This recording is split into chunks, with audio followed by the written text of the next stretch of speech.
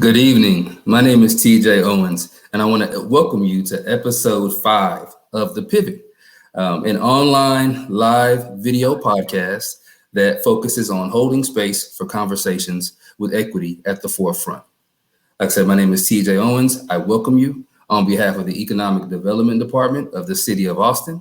I also want to thank the Cultural Arts Division and, of course, the staff and team at the African American Culture and Heritage Facility. Tonight's episode is one that I've been waiting on for a long time, and I'm very excited to have our guest on this evening. So I want to introduce first each one of them individually, and then we'll get straight into it. First, we have Michael Perkins. His title is Chief Schools Officer for Manor AISD.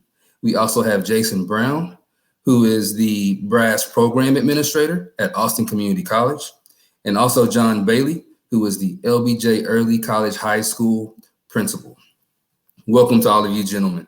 Today, we're going to talk about, the title of the episode is Higher Learning, and we're going to talk specifically about educational disparities and just some of those systemic and institutional issues that affect how people learn and also the challenges during this current COVID pandemic. So, Michael, I'll start with you, and then I'll allow Jason and also John to answer this question as well. First thing we want to know is what got you into education, and also can you share a little bit about your program as well? Sure. First of all, thanks for having me on, TJ. What got me into education were not really teachers, to be honest with you. They were social workers. So I made my way to education via a social work journey, if you will. My undergraduate degree is in social work. But prior to attaining that degree, I had an opportunity to work through the AmeriCorps National Service Program with Communities in Schools, which is a local nonprofit organization. Not just a local, it's a nonprofit organization. And so with CIS, I had an opportunity to work with talented professionals who were social workers, but who were committed to working with students and families in order to enrich their experiences, in order to make sure that they had a pathway to the type of future that they wanted. And then I also had an opportunity to work side by side with teachers. So, I was working at schools that I had even attended. So at Pierce Middle School, I had a chance to work alongside a Coach Green or Miss Roby. And at LBJ, I had I had an opportunity to work along Mr. Fritz, who was actually one of my teachers, who's still there. And then being able to work next to these talented educators made me yearn for a classroom. And so went back and got a master's in education, and then got the opportunity to start teaching. And then from that, had an opportunity to go into administration as an assistant principal, a campus principal, and a district administrator. And so, as you mentioned, title is Chief Schools Officer, and I work for Manor Independent School District, and I have the opportunity to support and serve 17 principals throughout the district, elementary, middle, and high, and alternative programs. And I get to, just support them as they are leading learning organizations, learning communities, in order to make better opportunities for our students, so that our students can have the type of can create the type of future that they want for themselves, their families, and their community. So I'm honored to have the responsibility to be able to do that. Awesome. Thank you for that response. Jason, please share your journey into education and talk to us a bit about your current program. Okay. I believe me getting into education was somewhat of a calling. My major in college was actually marketing, and I wasn't looking anywhere towards education during my last year of college. And so I became a student worker for the Upward Bound program at Houston-Tillotson University. For you all that may not be familiar with Upward Bound, it's a grant-funded program of the TRIO, which consists of low-income first-generation students. I related to those students because a lot of those students come from the same background as me.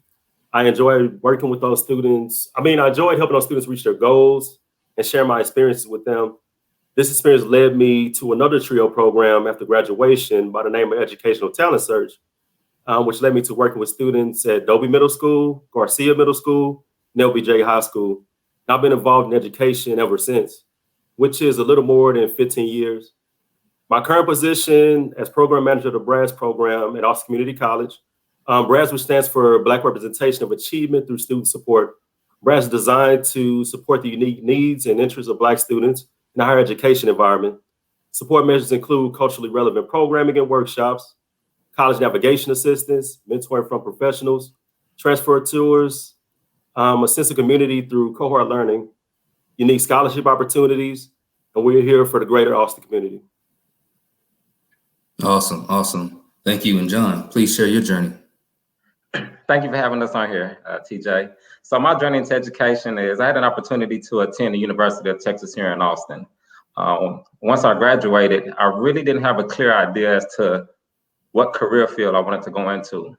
Tried out a couple of jobs, but they probably paid decent. And I felt like, here it is, I have my first job, but I wasn't passionate about it. And I was telling myself, if I'm gonna work for someone 40 hours per week or more, I wanna really enjoy what I'm doing. So the passion was very, very strong. Had a mentor by the name of Jeffrey Richards attend church with me at St. James Missionary Baptist Church.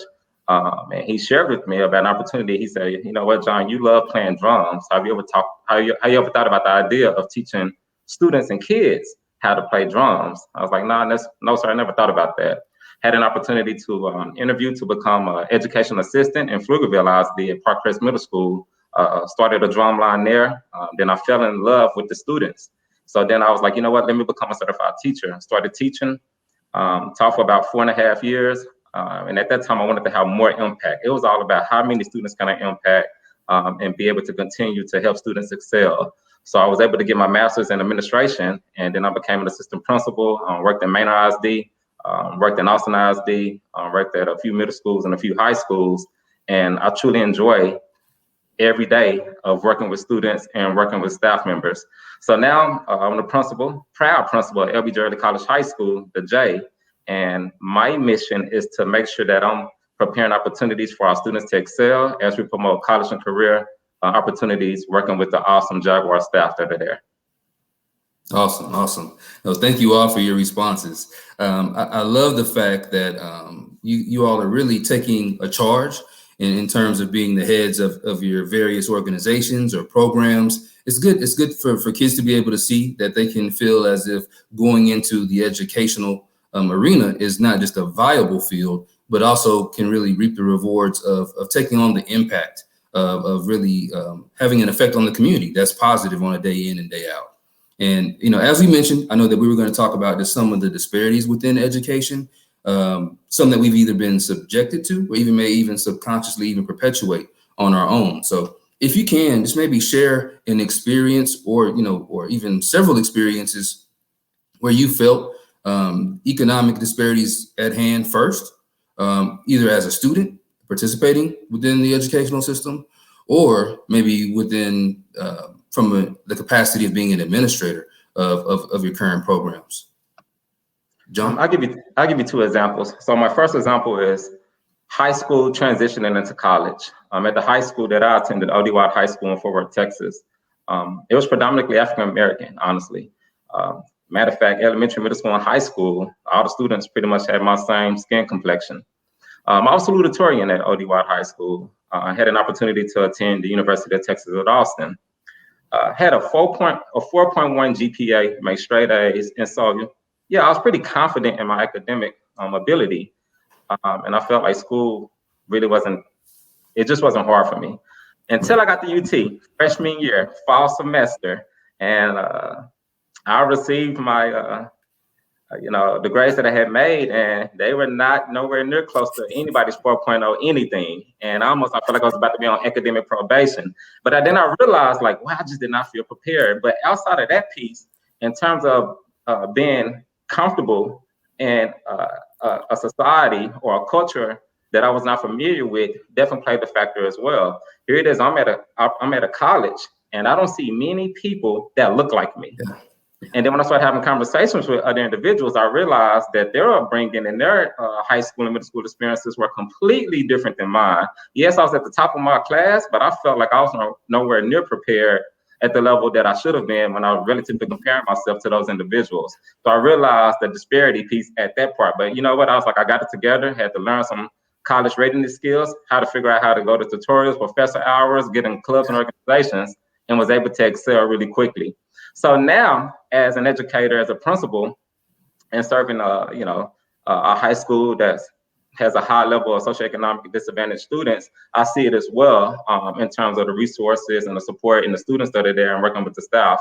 But the mindset that I have is, yes, some may say that the odds are against us and those type of things, but at the same time, we love each other. Our students can learn. We can thrive just like the next person. And so we really try not to think of it in terms of being at a disadvantage. We look at it, this is where we are. These are the goals we have to achieve. These are the career opportunities we want to get into. This is how we're going to conduct ourselves to ensure that we reach our goals through high school and post-second readiness as well.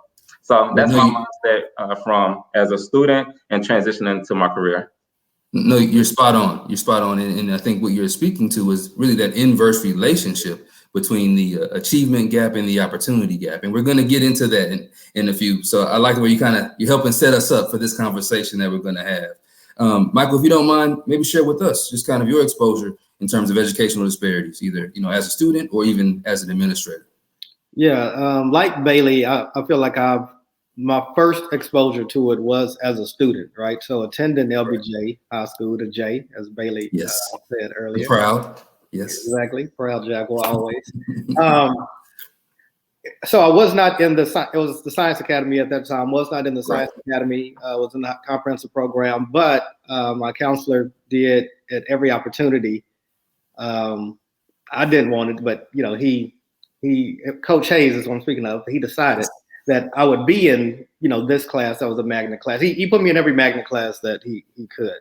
And so then is when I really I didn't know how to label it at that point. I wouldn't have labeled it educational disparity at that point, but that was the first opportunity that I had to see differences in the classroom. It's probably how I would describe it as a high school student. And I don't necessarily even mean differences in terms of the computers, the number of computers in the comprehensive program. And remember, we're talking a ways back. So yes, computers. It wasn't a big difference in terms of this classroom had 3 and this classroom had, 6 or anything like that. Right. The difference came into the access to the content that I received when I was in the classes with Science Academy students versus the access to the content that I received when I was not in those classes. And so the disparity, was brought about through what those students had an opportunity to achieve and work through and struggle through and how that prepared them. So that chimes into what Bailey was just talking about. Even though he was salutatorian in his class at ODY, when he got to UT Austin, he didn't feel necessarily as prepared, right? Because maybe the level of content, the level of rigor that he experienced in his classes throughout the high school wasn't the same as it was in those Science Academy or those magnet classes that those students experienced and that I had the opportunity to experience too.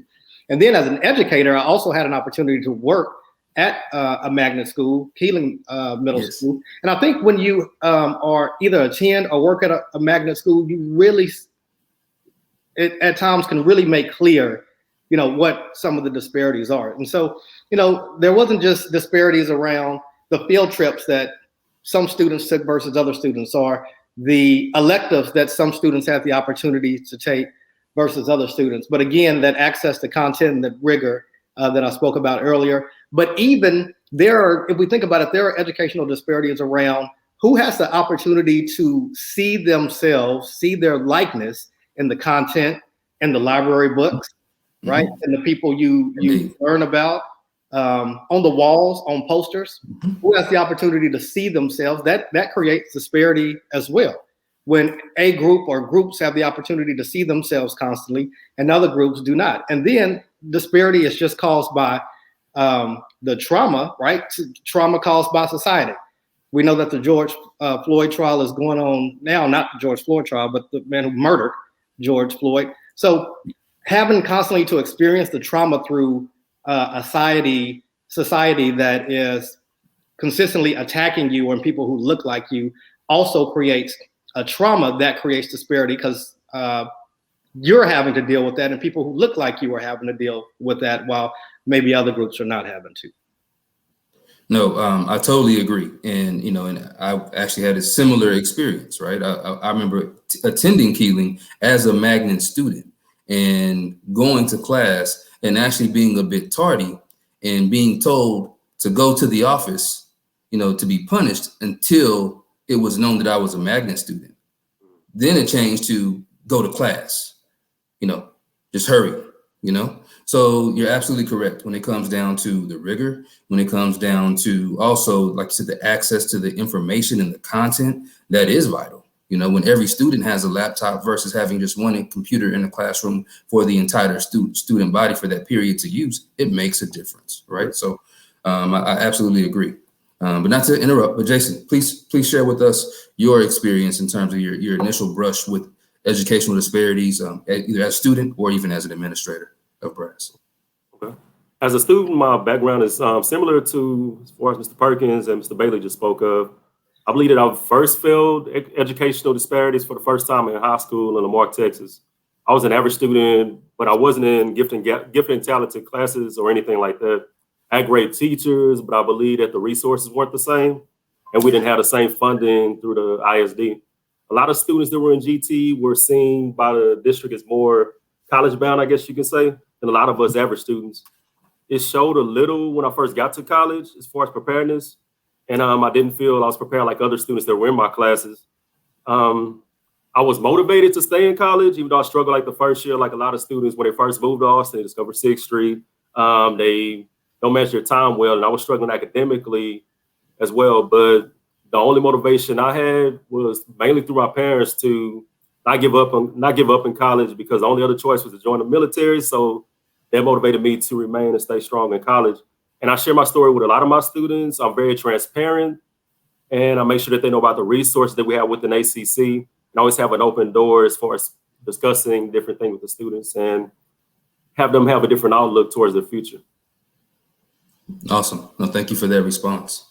It's kind of leading to my next question. I know when most people think about educational disparities, they tend to compare the results of standardized tests and grade point averages, but many do not consider exposure to socioeconomic factors that directly correlate to information retention ability. Things such as your level of disposable income, access to technology, access to healthy food, clean air, and even overall, healthy living environment. Through your career and lived experience, share how some of those, previously played a pivotal role in learning.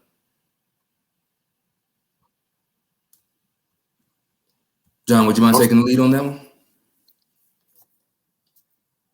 I think Jason was about to speak, and I can go right. I'm sorry, Jason. Okay.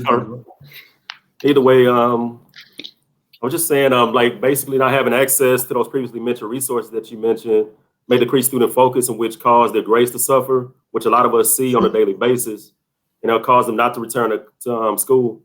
If these disparities continue, our workforce will continue to suffer and miss out on great talent that we have. I have seen so many students suffer before and during the pandemic due to lack of resources. I tend to contact them more frequently than other students to check on their progress. I also provide them with information regarding possible resources that will benefit them and their families as well. And I have those holistic one-on-one conversations that go a long way towards them, leading them towards success, I would say. Okay. And one thing I add on to that, I think it's very important when we're looking at those type of variables. It's important to have like a task force. Those are the individuals that are working within the community and the school that are going to advocate for ensuring that the campus with the students have the same type of access to those programs. When we're looking at those college and career programs, when we're looking at the access to how are we empowering our immigrant families or our families in need or our families that are underrepresented, the task force that are looking at in terms of how do we promote even to our students about public and policy lawmaking and the roles that play in terms of empowering our students as well. So I do think it's important that, yes, those advantages or disadvantages exist, but then what? So we can't just accept that, because our students need every opportunity to thrive, just like the next student. So I've learned through my recent experiences that the importance of having a task force to help with those disparities and help that equity piece is definitely critical. And you must have that in terms of looking at the resource allocation for the campus and for the students, as well as for the families. Michael, you have any thoughts on that topic? Yeah, I'll add on. So first of all, I just want to say that, what you are asking in the question is what I think is ridiculously overlooked in terms of public education, right? What we tend to do in public education is what you just said. Oh, let's go look at these differences in test scores, right? And so, especially differences in test scores amongst demographic groups. And then, oh, well, there's a problem as it relates to learning.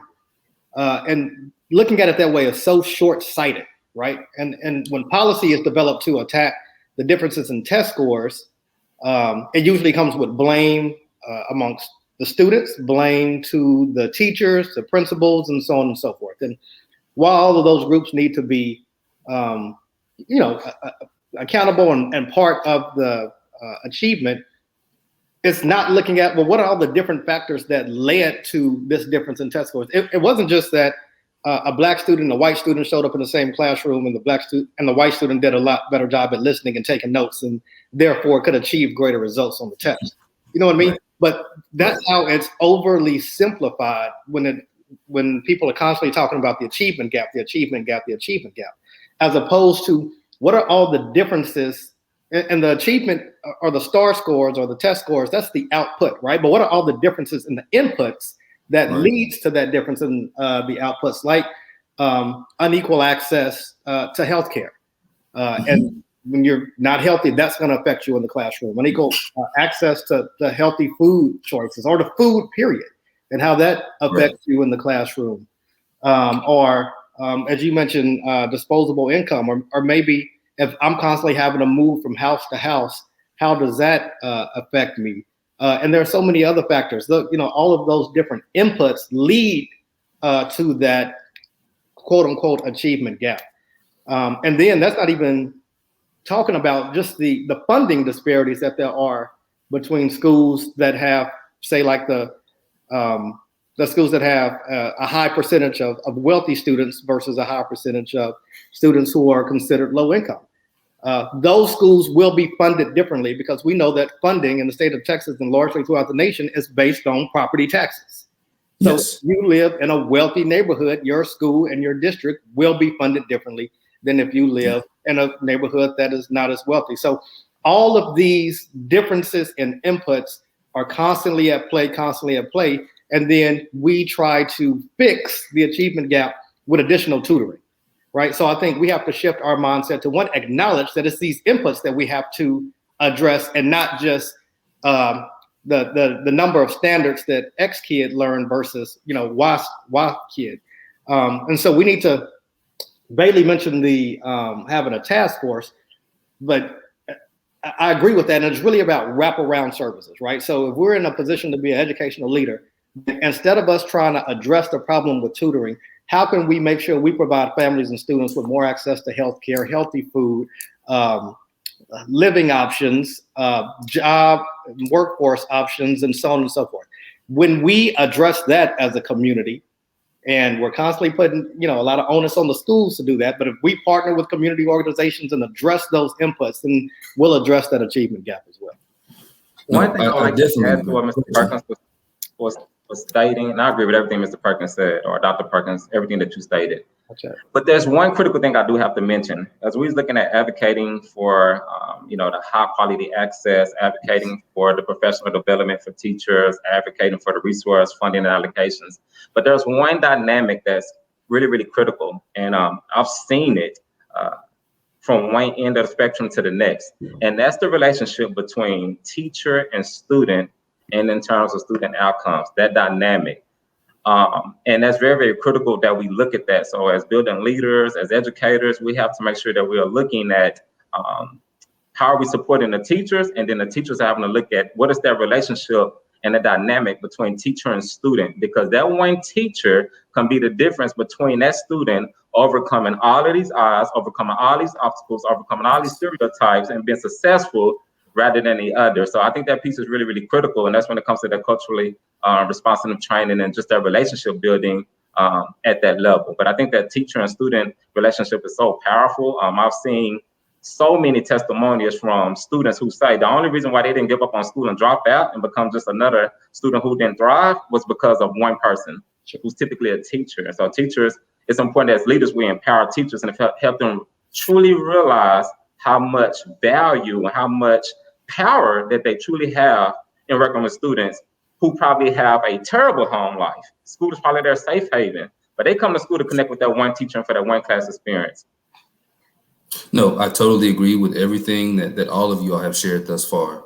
And just kind of to piggyback on this point, I think that the value of that relationship, as you did just state, John, between teacher and student, and you kind of couple that with the task force approach that all of you all echo, really ties in to what Jason does on the community college level, right? So is there a way to be able to maybe have some sort of a relationship either with some of these programs like B.R.A.S.S, where they can be engaged on a district level, or even, and look at how that can really play out even throughout all campuses, right?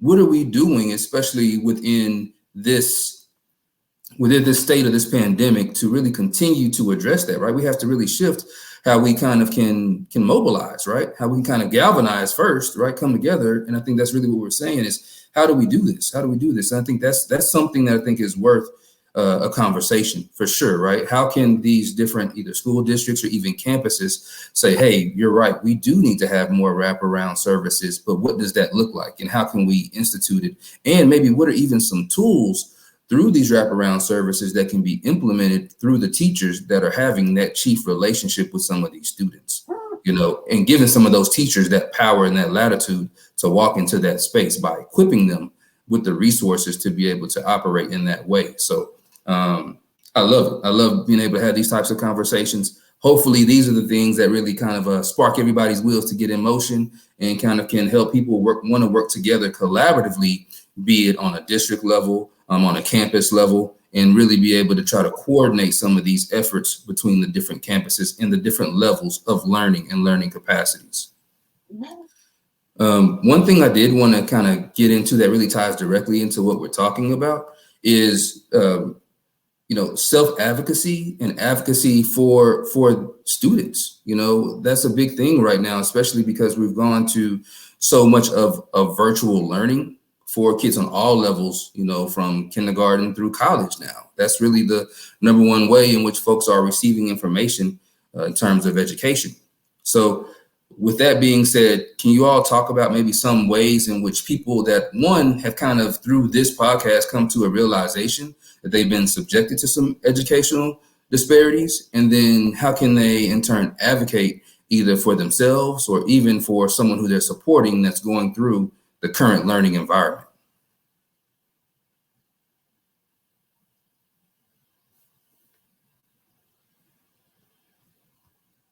Who do you want to go, TJ? Michael, take the lead.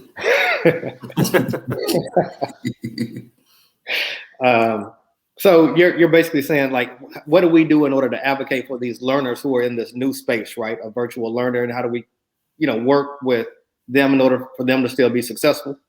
Well, what I'm saying is, like, you know, through this podcast, I'm sure there are some people that are just saying, hey, I'm understanding more about educational disparities and the fact that I'm being subjected to these, even though I may not have taken it into consideration before. So now knowing that, what are some things that can be done to help either support some of the students that are, you know, myself as a student in the current learning environment, or what are some of the things that either those that are immediately supporting students can do to help make sure that they can, like, ensure some level of success? Sure, right? sure. So I think I have my son is a virtual learner, and it's a transition. And I've been in the education business for a minute. So, you know, as a parent, some of the things that I often communicate are a caregiver, because, you know, it may not be a parent, but I think we put our students in a better chance to be successful with learning at home by doing things like having a consistent workspace for them to be in, having a consistent schedule. So even if the student is involved in asynchronous work, for them to be consistent with their schedule with that asynchronous work. And then the thing that I think is most important is, you know, staying engaged with your student around what they're doing in school, what they're learning, what they're excited about, what they're confused about, but also connecting with the school. The pandemic has made a lot of us feel more separated than we've ever felt before. And so it's even more imperative that in order to help our students not just survive, but thrive during this era of learning, then we got to connect. And we got to connect with teachers, with counselors, with principals. We got to say, hey, I need my kid to be able to have this one-on-one FaceTime, at least 15 minutes on Tuesdays and Thursdays, just to be able to go over this or answer these questions. Or as Bailey was talking about earlier, the importance of relationships, right? Relationships are so important. And this has made it harder to develop relationships in a lot of instances. So as parents, we have to be that bridge for our kids and connect our kids to these teachers who a lot of times they've never met in person, or to school administrators or whoever else who they've never met in person. We've got to be that bridge. And then working from the educator side, we still got to find ways to build relationship with these students, right? Whether that's taking time in breakout rooms to have these 3 to 5 minute conversations about the weekend, about the work, about what's exciting and what's hard to deal with, and by connecting with parents. One of the things I think the pandemic has showed us, that the importance of parents as partners in our students' educational journey, right? The partnership has to be there. And so, schools and teachers and so on and so forth, we got to connect with parents. We got to connect with families in order to provide a better experience for our students in this learning. All right, I want to piggyback a little bit what Dr. Perkins mentioned, also for parents to locate additional resources and take advantage of the many companies and they have the online platforms that are free learning opportunities pretty much for the students and the parent. Because I know like a lot of stuff, my son's in 5th grade, a lot of stuff I'm learning over again along with him, even though it's been like a while and a lot of stuff is new to me. Also be sure to read any communication that you receive from the school. Like Dr. Perkins mentioned as well, connect with the school staff, reach out to your child's teacher and other relevant staff that may be applicable about coping and keeping up with assignments and activities. Another tug of war I have with my son every day is taking a break from electronics, getting off his iPad, getting off his PlayStation. So I try to make sure to do some kind of like daily outside activity just to get his brain away from the different screens and things of that nature, the fact that we're all fatigued from Zoom or anything else that they may use for class. I think those are definitely great things to bring to the forefront. As you were speaking, Jason, one thing I was thinking about is that, through B.R.A.S.S, you provide a lot of these wraparound services, right? To students. And I know that on the high school level, or even just on the district educational side, through this era of learning, there could be a lot of information sharing, from programs like B.R.A.S.S to a lot of these districts or even various campuses. Has there been dialogue or talks as we've gone into this new era of learning about how we can kind of, shift that dynamic or really address the shift in the dynamic? What are teachers encouraged to have more of those one-on-one conversations, or to be a bit more personable in terms of engaging the students to actually make that a part of their daily activities? As far as like reaching out to the hospitals, the first person I contacted, you could probably tell you, is Mr. Bailey at LBJ, just to have some kind of bridge with LBJ and B.R.A.S.S as well. And I contacted Manor High School also. But as far as our current communication with our current professors, with B.R.A.S S, we select the professor individually based upon a cultural competence with our students. Okay. They turn in something weekly called a spot form. We're able to see like the progress the students have. So that's one wraparound service that we provide with the student and the professor. We have strong relationships with professors due to the fact that we choose them. And also, too, students are aware of the different resources that we have, such as money, not only educational based, but money management. Students have access to a mentor they contact weekly. So a lot of different things that we're providing as far as wraparound services is concerned with B.R.A.S.S. Are we connected? We need to be. We are after today. We will be. We will yeah. be. Definitely. That was a part of me teeing up that question, was hopefully. I appreciate it. Yeah, I appreciate it as well. No, and I think, just us having these conversations, hopefully if there are any other educators that are in our audience, that they can just have take the opportunity to really create that value within the relationship again. I know that there's, in this new era of learning, it's shifted the way teachers teach just as much as it has shifted the way students learn, right? And I think that there should also be some accountability for the support of those educators. And I think that, talking about what Jason is doing and some other, other institutions that have wraparound services and how that can be kind of made a part of the daily activity of the teachers is important. I know that we kind of talked about how parents or immediate support can be advocates for students. Are there ways or resources that maybe some students can learn about advocating for themselves? One thing I do want to add that tied into your first question and going into that question. Okay. In terms of parent involvement, then I'm going to go into the student resources where they can advocate. Outside of everything that Mr. Perkins and Jason and Mr. Brown, had mentioned, one thing I would say with parents is the increase in a higher expectation on literacy with their children. Having a routine and asking those questions and trying to figure out creative ways to help students truly increase their literacy and their reading, because that's one of the things in terms of going from the traditional model to the remote. A lot of times the teacher or the peers aren't there to really break down those concepts and articulate it in such a way to the students able to understand it on a consistent basis just by being in proximity with other individuals and other learners. So when they're at home by themselves and school is over, their reading and literacy piece is so important. Another thing I want to talk about in terms of parents that's important is how are schools truly educating parents on a college and career admissions process, on a college and career testing, ACT, TSI, the Career and Tech CTE. I've learned through presenting and attending several community and campus events. As educators, we know the edu-speak, we know the terminology, we know the acronyms, and that's what we live, that's our career.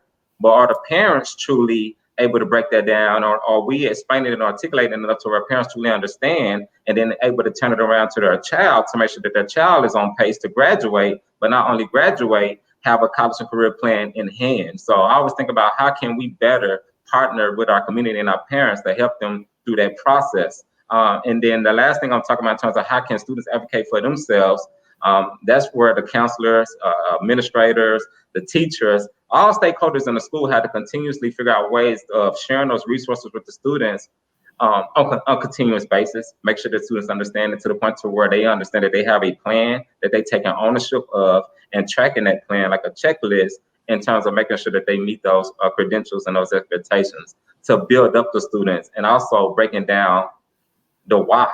Some students might think, man, I want to give up on this virtual, things are so different, like why, why even continue and with this education pathway? So we have to figure out how do we empower the students in such a way to where their ownership is there and that they help them continue to advocate as well.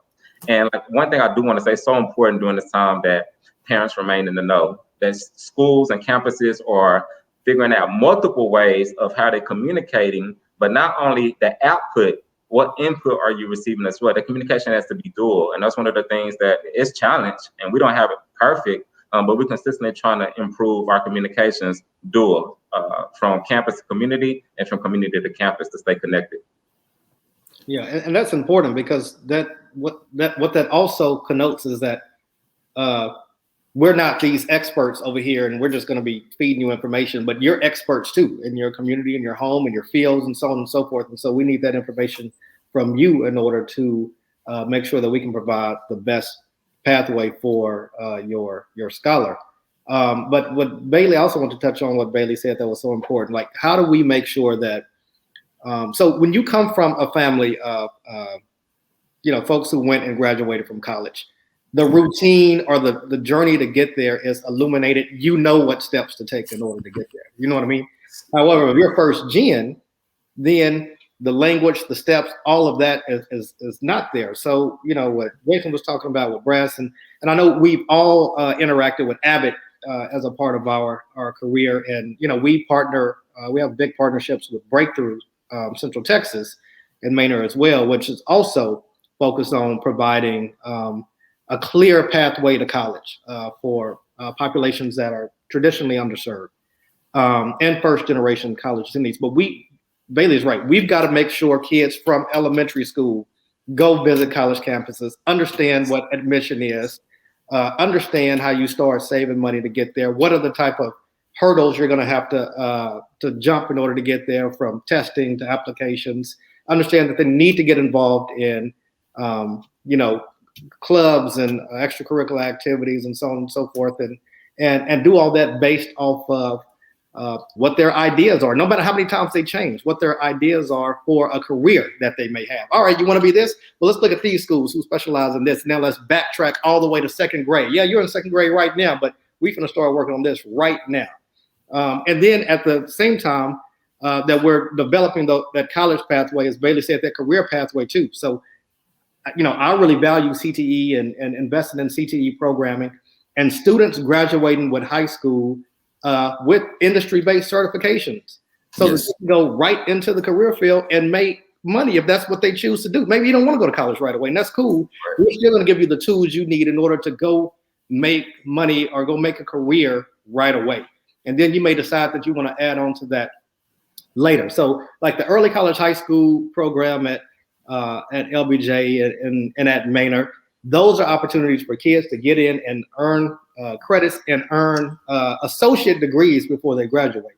But in addition to that, for kids who are not in those programs, what we've been pushing at Manor, and Ms. Powell, principal at Manor High School, is we're still going to make sure that those students also have access to these dual credit opportunities that are free for them, and that they are still exposed to the same level. And so we got to constantly continue to push that and partner with organizations like Jason's and other organizations out there to make sure that the pathway is illuminated for our students. I agree wholeheartedly. I think that everything that has been said has definitely been spot on. I think that we've done a great job at being able to tie value to the programs that are at the disposal of students and also at parents. I think we've also done a great job at really highlighting what some disparities are within education and also bringing forth some strategic ways to approach advocating for yourself or even as a supporter of a student that's currently in the learning environment during these times, right? This new era of learning, as we just talked about. I just wanted to give each of you an opportunity to be able to speak to, your program in any way. If there's anything that may have been left out so far. Also, how can folks follow up with you and connect with you if they'd like to either have additional conversations or feel as if they can be an asset to your current work projects or programs? Principal Bailey, would you like to start?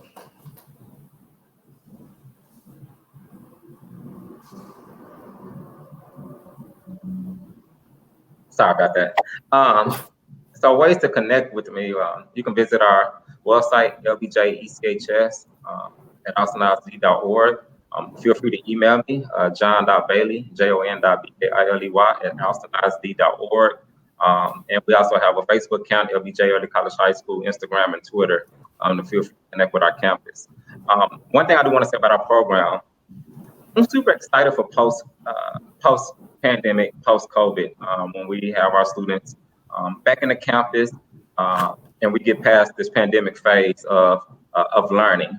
Yes, I do believe that there are some advantages and some things that are key and critical to remote learning, mixed in with traditional learning as well as we have face-to-face learning. And I'm just super excited because I feel like every educator, no matter what the title, parents and students have truly learned a lot of different things during this pandemic. And so now when we're able to move on to the other side of it and looking forward towards next year, I'm super excited about the innovative, the creative, the accountability, and the reflective experiences that we've all exhibited and experienced, bringing it to life for a higher level of enriching educational experience for our students. I know for me, from January 2020, before the pandemic, and then currently to where I am now, it's so much more that I've learned during these year and a half or so, just so much wiser and so many things that I'm thinking about. Like, I can't wait till we're able to apply and add value to the goals that we have. So I feel like everything is going to be enhanced. But at every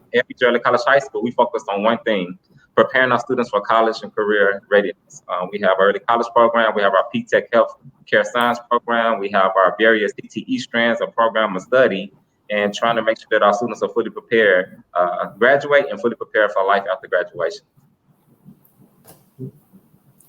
Thank you. I appreciate that. Mr. Brown, can you please let people know how they can follow up with you, how they connect with you, how they can pour into your project? All right, definitely. You can visit our website at austincc.edu/BRASS. That's B.R.A.S.S. You can also email us at BRASS, B.R.A.S.S, at austincc.edu. Or you can feel free to email me personally at jason.brown, like the color, at austincc.edu. BRASS can also be found under ACC BRASS if you search on Facebook, Instagram, and Twitter. One of the things that I didn't touch upon really, I would say, along with increasing access and graduation, retention is also a major goal that we focus on in BRASS. By improving for student success in the BRASS program and ACC in general, we're able to create a reciprocal learning environment between students and faculty. Like I mentioned earlier, our faculty is person-selected that are culturally competent with our students and our students and their needs. Our holistic relationships that we have with our students help build its internal and external resources that will benefit them as well. And our courses have supplemental instruction, which includes student leaders who have previously passed the course before. So that's been real successful as far as our classes are concerned and making sure our students are passing their courses. Thank you. Thank you. Dr. Perkins? The way you can contact me personally through email is michael.perkins@manorisd.net. You can also just go to www.manorisd.net, click on our Let's Talk button, and send a message to school leadership or to academics, and I'll receive that message that way as well. You know, one thing I want to focus on that I think deserves a little bit of attention is that the pandemic has created or has brought to light disparities that we already known was there. The way that some students kind of feel invisible during this phase or format of learning is the way that some students have always felt invisible. But I do want to give kudos to school leaders and to teachers in our district for going above and beyond to connect. I mean, from trying to connect online to phone calls to home visits. Folks have really tried to establish connection and make sure that students and parents understand that they're supported and students understand that they're valued and that they're loved. And I think that deserves a lot of recognition and a lot of kudos. The other side of that coin is I feel like the amount of adjusting that parents have done during this pandemic is to be recognized as well. Like having to juggle your work and become a teacher while you're also having to complete your work, and also, in other cases, a social worker or a counselor or so on and so forth. Parents have put on so many hats and have worked with schools, and I see so many students thriving in this situation. We've had an opportunity to recognize so many different students for scholarships they've earned or for UIL awards that they've earned recently, and they're just so resilient. And it shows us that they can do so much, and we have to continue to provide them those opportunities. We have to continue to provide them that access, and we have to continue to work with communities and organizations like B.R.A.S.S in order for our students and our families to have everything they need to do what they want to do with their future.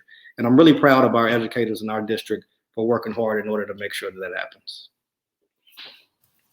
No, thank you so much. And Michael, to your point, that was one of the things that I was going to say as we were to sign off, is that I definitely want to give so much props to the folks that are within the school systems, as you gentlemen are, that are in the trenches, that are really deploying these services to our communities, to our schools, to our students on all levels, be it in college or on the district level. It is much appreciated. And just as somebody on the outside looking in, and someone that participates in being part of a support system for sure, even though I'm not learning myself, want to say thank you to the work that you all are doing. Want to say thank you to all of the teachers, as you've already stated, that are taking that extra step of making sure that they are holding students accountable. And I think one of the biggest shifts, to your point, is the advocacy in the ways in which students have had to step up their communication with their teachers, right? I mean, in a traditional learning environment, you may not have to follow up with your teacher via email or via text, or take a snapshot of your work to make sure that it's been in and graded and uploaded, right? These are all new things that we're all working through. So kudos to the folks that are truly that the status quo of excellence is being upheld. And I want to thank you all personally for coming on this evening. It's been a lot of great conversation around this topic. I know me personally, as soon as this episode is uploaded, I will be going back to view this one, as I do every single one. But this one, there was so much information, so much ground that we covered. I want to say thank you all for taking the time once again. And thank you all to our audience for taking the time to go along this ride with us this evening. So thank you all. We appreciate it. Thank you for the opportunity. Thanks for having us, TJ. Yeah, thanks for having us. For sure, for sure. And with that being said, we're coming to the close of another episode 5 of The Pivot, if you can believe it. So I want to say thank you all to the folks that have tuned in and have been supporting us along the way. Please take the time to go back and review and just kind of check out the broadcast again. You can start at any point that you would like. This will be uploaded to our Facebook page that you're viewing it through now through the African American Culture and Heritage Facility. Also, you'll be able to go in and watch it later on via YouTube through the City of Austin's Economic Development Department's channel. So you can simply just search that in the bar, and you'll be able to type in The Pivot episode 5, and this one will be the first one on the list. Thank you once again, gentlemen. Thank you to the City of Austin. Thank you to the Cultural Arts Division. And of course, from the African American Culture and Heritage Facility, we say thank you. Y'all have a good night.